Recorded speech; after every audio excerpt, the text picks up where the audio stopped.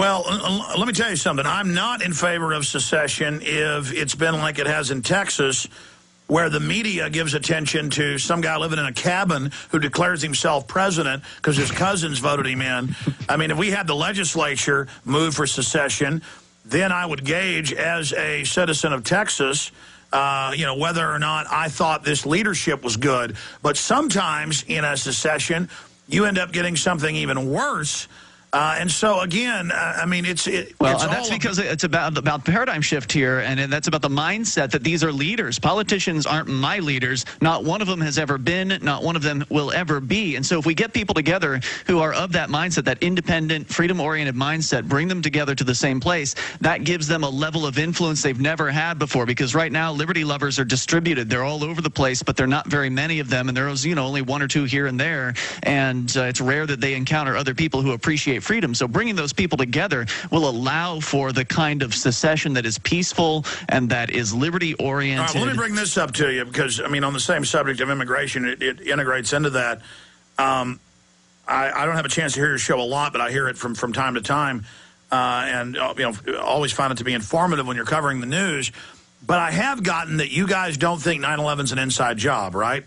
I don't have an opinion. I've watched the videos, and I think there's some really great questions. I mean, the Building 7 thing is like a big question mark, right? But what I focus on is moving forward because I don't want to take any side of it. Okay, what do free individuals do then about patented viruses that can be sprayed on you or put on your skin that go in and create basically lobotomies, a selective lobotomy in key areas of your brain to turn you into an emotionalist drone? Because it's being looked at by DARPA to just fly over every city and spray us, and then we'll just be drones that go get on trucks and go to the incinerators. See, you guys are talking about free state projects, and I realize that the globalons is basically what I call them.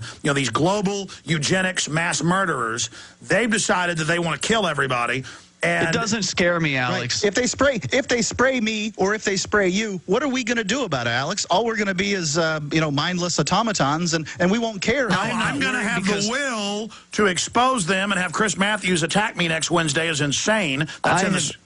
I have had more fun in the last 3 years since I moved to New Hampshire. I wouldn't care if they they dropped a nuke on New Hampshire because at least I had a good time with other liberty-minded people. They're not going to drop a nuke. They're already fluorid. I mean, okay, what do you think? I mean, you think water fluoridation's a kind of a squid-belly kook thing? Well, we don't even have it up here in New Hampshire. I'm really not sure about that. It seems to me that most people are cow-eyed drones already, so they don't need fluoride. Well, they've been getting it for 60 years. They don't have it here in Keene, New Hampshire, and they're not doing any. They're not rising up against the New World Order. Yeah, they're the same old normal humans. It's the government education, the indoctrination system that really. Well, sure. It's a complete cocktail overlay. It's just. Point blank, I've got the government documents where they said we're going to put fluoride in the water to brain damage them. It's really a matter of an approach, Alex. The difference for me one of the big differences, I think, between our shows is that we approach, we talk about the police state stuff like you do, but we approach things from, what can we do now to achieve liberty in our lifetime? Well, I'll tell you what I can do. I can explain to people that the scientific dictatorship running things is poisoning them.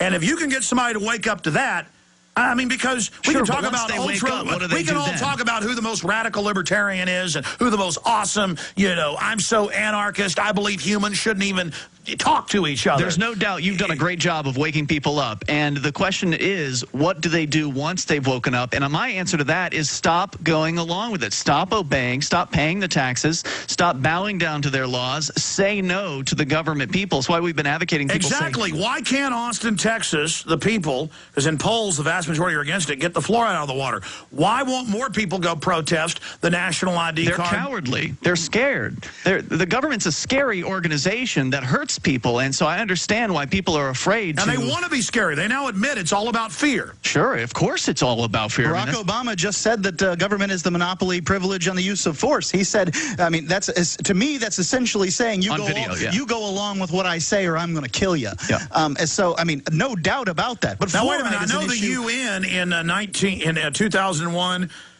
July 7th, said the state has the monopoly of force and all guns for individuals must be banned. Obama just said that? Obama didn't say the part about guns being banned, but I'll send you the clip, Alex. I don't have it. I actually might have it here. Yeah, we might be able to pull it up. But, yeah, he had recently said that. About fluoride, I want to point out. What essentially sets a nation state apart, which is the monopoly on violence. What essentially sets a nation state apart, which is the monopoly on violence. Play one more time. Apart, which is the monopoly on violence. The monopoly on violence.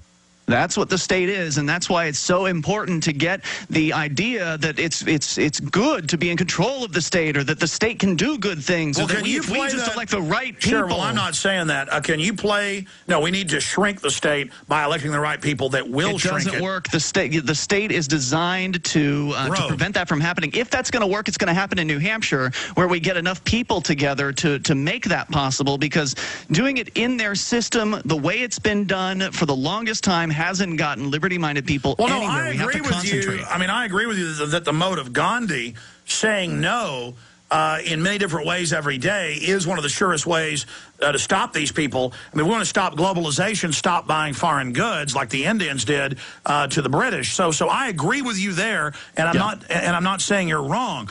I'm simply stating that it's so far past that. It's so it's so diabolical that people need to really come to grips with how serious this is. But where did Obama say that, A, and B?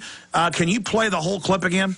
Okay, here it is. I don't know where it came from, but I'm sure if you look at it's on YouTube, and I'm sure if you look up the exact quote, you'll find it. You've got one of the best teams out there for research. We're just two guys doing a radio show. Sure, we'll find it. We'll find it. Go ahead and play the clip. Play the full clip. What essentially sets a nation state apart, which is the monopoly on violence. What essentially sets a nation state apart, which is the monopoly on violence. There you have it. And whenever you read globalist documents, that's all they talk about. We have the monopoly of violence, and that's why they hate it that we're armed.